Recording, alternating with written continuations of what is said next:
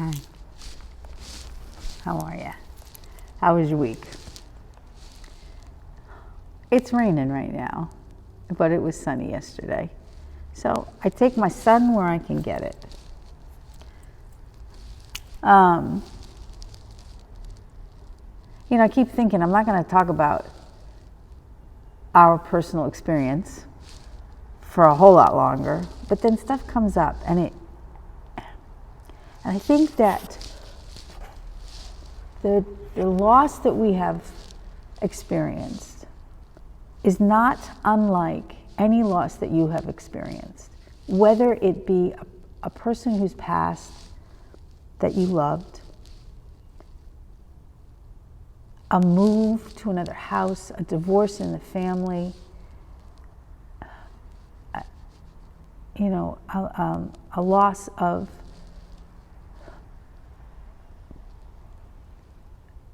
like having a car accident or getting sick or somebody that you love going through that. So we've all been through these losses, right? So maybe it's not a bad thing to talk about. And we're going through this process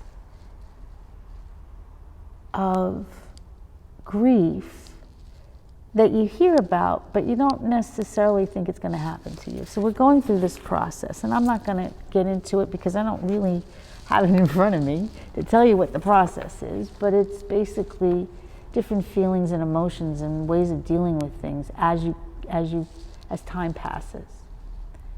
So, in the beginning, when we first found out, there was a sense of disbelief and a sense of this can't be happening.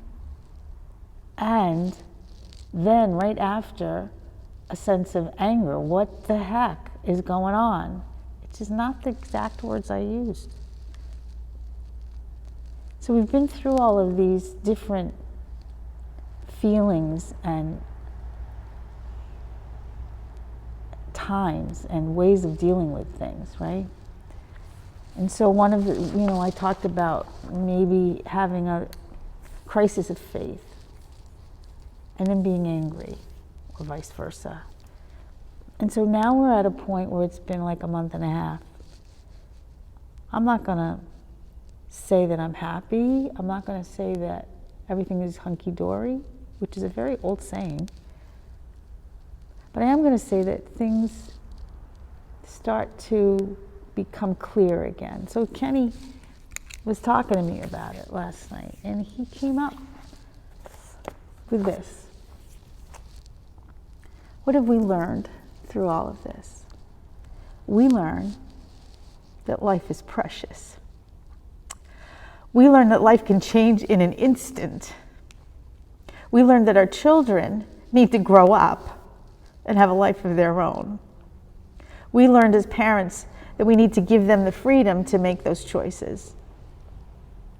We learned we always need to be a close family that loves each other.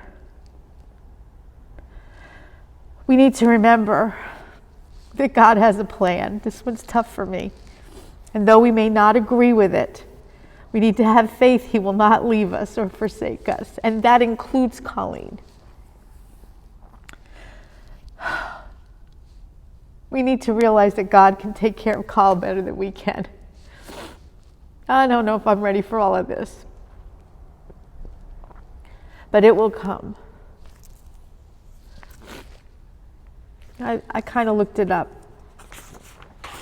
on the internet, and there was a woman, Angela, what's her name?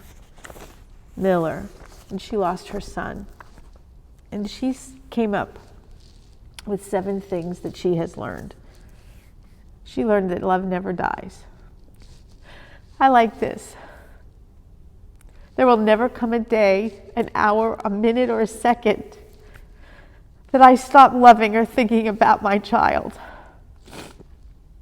I want to say and hear his name. I want to speak about her.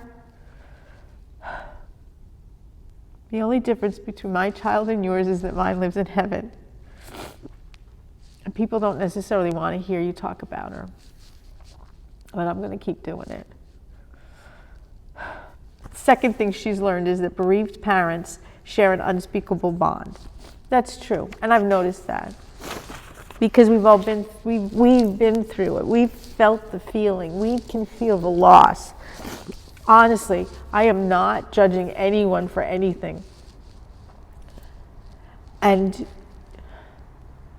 you feel the loss that you feel, and I feel the loss that I feel. But when you meet somebody else who's gone through this, then you kind of feel comfortable in sharing how you feel without even really knowing them. She also talked about grieving. I will grieve for a lifetime. Okay, well, that's probably true. There's no fix. There's no getting over it. It's just going to be there. I think what ends up happening, and I don't know for sure, is it becomes not so much comfortable, but familiar, so you can get through it. There's a couple of more, but the last one is, because I know deep sorrow, I also know unspeakable joy. Though I will grieve the death of my child forever, it does not mean my life is lacking happiness and joy.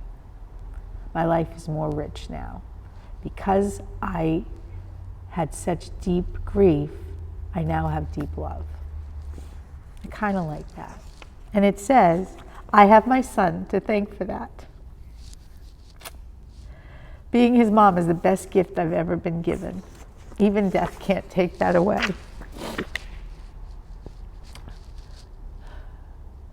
Having Colleen, having her in our lives, best thing that ever happened.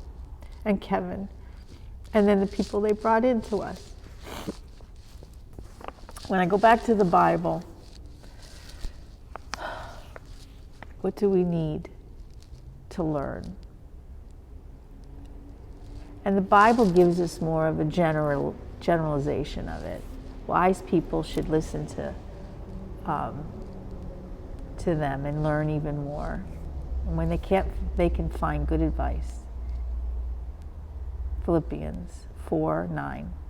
Do what you learned and received from me. Do what I told you and what you saw me do, and the God who gives peace will be with you. And Romans 15:4. Everything that was written in the past, this is the one, was written to teach us, so we could have hope. That hope comes from the patience and encouragement that the scriptures give us. Meaning, when you're having a hard time and you can't handle what's going on, look in the Bible. And basically it's going to say this: God will take care of you. Now, I'm not so much worried about me as my girl. I need God to take care of her. And I ask him that every day. And sometimes I don't ask. I tell. When you have a loss, when you have something that happened to you that's rough, that's hard, you remember God's there for us and putting people in there for us. God put my best friend in there. I have a couple of them. God brought Kenny and me together and gave us some information and gave us the ability to talk through these things, to share these things.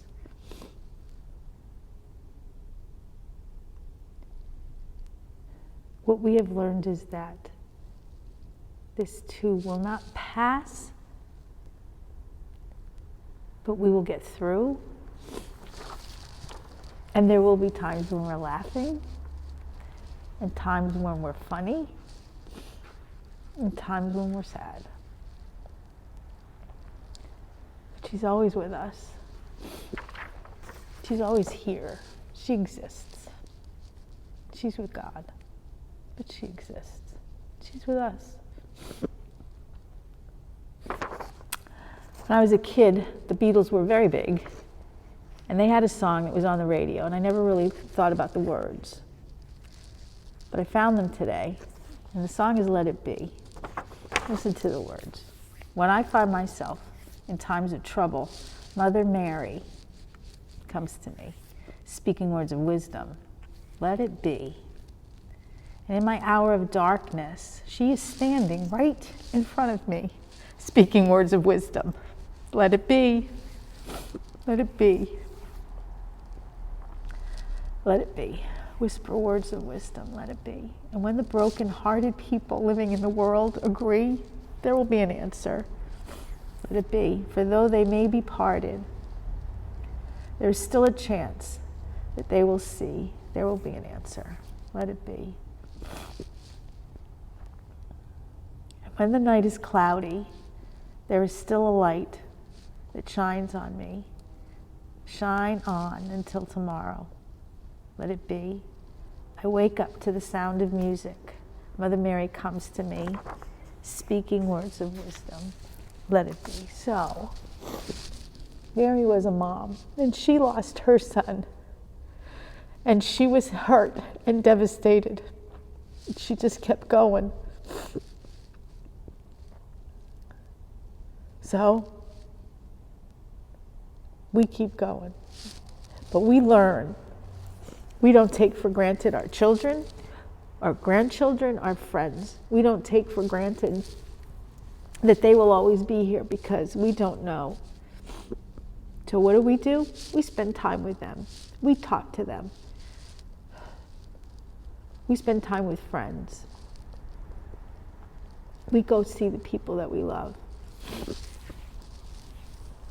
We do for them. And we accept them. And we don't argue with them. We just accept them. Let it be. You do what works for you. You get through however you can get through. But as for Kenny and me,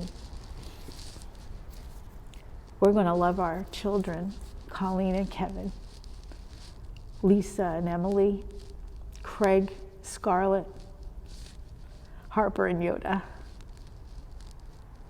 And we're going to be there for them because we know life is not forever.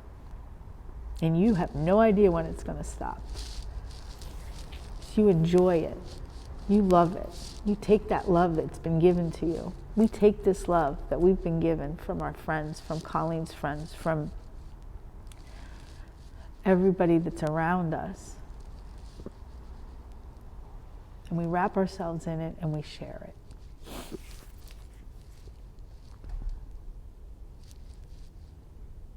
Take what you have. Appreciate it. Use it. Remember it. And be kind. And love each other. Okay. I'm done being philosophical. Have a great week. I love you. I miss you a lot. But we will be together soon. Take care.